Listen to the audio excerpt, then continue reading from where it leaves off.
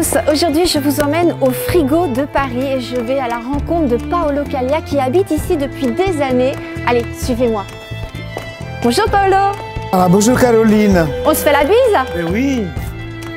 Alors qu'est-ce que c'est que les anciens frigos Voilà, de Paris? les anciens frigos de Paris, c'était construit par les Allemands pendant la guerre. Ouais.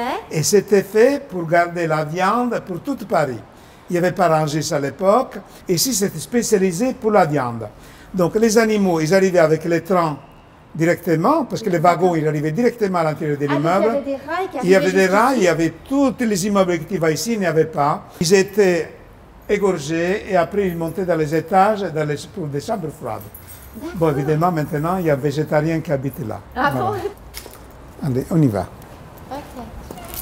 Bonjour. Voilà, bonjour. Donc, Et alors toi, ça fait combien de temps que tu habites ici? alors moi, ça fait déjà 35 ans déjà que je suis là. Ah, oui, mais quand je suis arrivé ici, il n'y avait rien, il n'y avait aucun immeuble qui était construit. Mais là, c'était un squat ici. C'était un squat avant que j'arrive. Donc moi, je suis arrivé juste au moment où les propriétaires qui étaient les SNCF, ils ont viré tous les squatters, ils ont ouvert pour essayer de louer à des artistes, à des gens qui voulaient louer cet endroit. Évidemment, à l'époque, donc j'étais très surpris. Quand je suis arrivé ici, on ne m'a pas demandé des fiches de paie ni rien. Ah ouais? Et je n'avais pas compris pour le moment. Je dis, oh là là, qu'est-ce qu'ils sont gentils. En réalité, c'est parce que l'immeuble était destiné à être démoli. Ah d'accord, donc c'est en attendant. Voilà, donc il y avait un bail précaire. Et après 2 ans, il devait être démoli. Bon, évidemment, après, on a fait une association. On a réussi à sauvegarder parce que c'est vraiment un exemple d'architecture industrielle. Voilà. D'accord, ok. Tu vois, ça, c'est l'escalier. Donc, c'est un vrai escalier. Il faut que tu vois la tour de l'extérieur. On dirait vraiment le château de Dracula. Ça y est, ça y est. On est au 3e étage. Voilà, donc on est bientôt arrivé.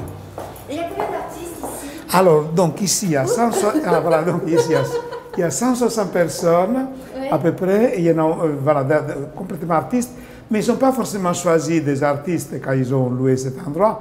Ils ont n'importe qui, mais finalement, il n'y a que les artistes qui étaient un peu timbrés, un peu disjonctés, pour pouvoir habiter dans un endroit, faire les travaux, et dans un endroit qui était précaire, destiné, oui, à la démolition. Il fallait être un peu fou. Voilà. Et bon, moi, je fais partie de tous ces gens un peu timbrés. Mais à Venise, on dit, si nos aimati, non li volemo. S'ils ne sont pas fous, on n'en veut pas.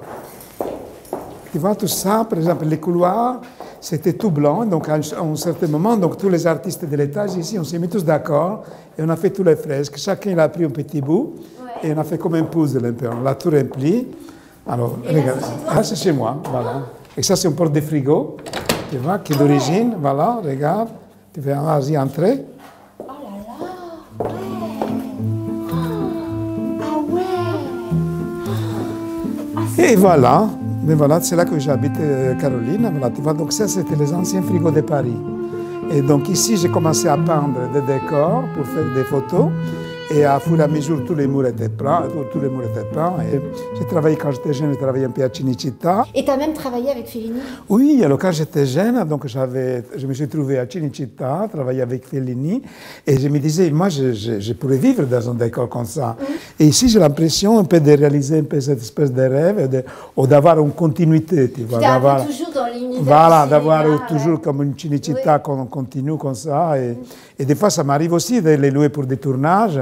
Et voilà, et donc là, c'est comme quelque chose qui revit un petit peu.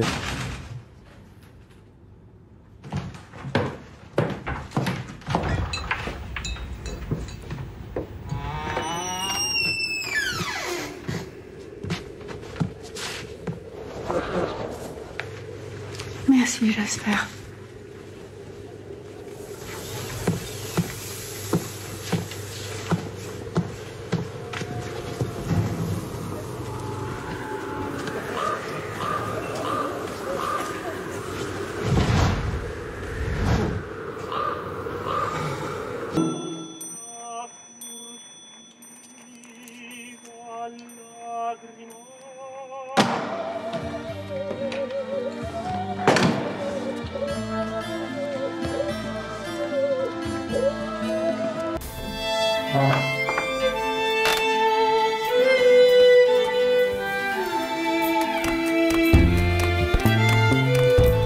Alors cette porte magnifique, ça vient Alors ça vient du palais des Maharajas en Inde, à Jaipur. Disons qu'avant, quand ils devaient démolir un palais, ils cassaient tout. Aujourd'hui, ils ont compris, ils font des maisons d'hôtes, ils font des hôtels, donc ils les réhabilitent. Mais donc, on a une belle table, c'est pour tout ça, c'est un dîner. Et bien voilà, donc ce soir, j'ai un dîner, alors évidemment, si tu veux rester, tu peux rester. Et par exemple, ces assiettes-là.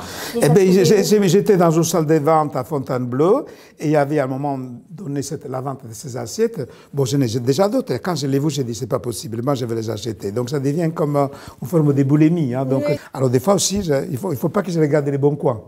Parce que là, aussi, qu'est-ce que tu as trouvé sur le bon coin? Par exemple, regarde, c'est le salon qui est là-bas. Tout ça, tu as trouvé sur le bon coin? Voilà, tu vois, j'ai trouvé ça dans les bons coins. C'est incroyable. Ils étaient couleur marron, alors je les passé à la bombe dorée, et voilà, donc. Oui. Voilà, parce que pour moi, donc, c'est juste de la déco. C'est vrai. Donc moi, du fait que c'est de la déco, moi je m'en fous, donc qu'à un moment il est foutu, par exemple. Par exemple, ce salon, du fait qu'il est passé à la bombe, c'est fini, donc il n'a plus d'histoire. Moi j'aime bien lui donner mon histoire.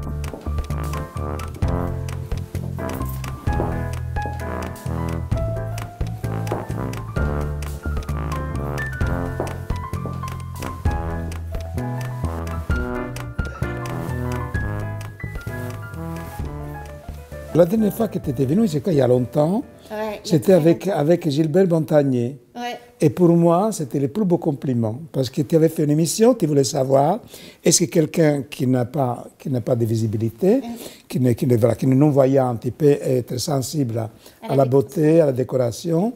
Et tu étais venu avec Gilbert, et lui, il voyait tout, il comprenait tout. Il avait senti qu'il y avait comme une âme, qu'il y avait quelque chose d'invisible. Donc ça veut dire que les objets, ils peuvent être du toc, ils peuvent être des vrais. Donc après, il faut lui donner une vie.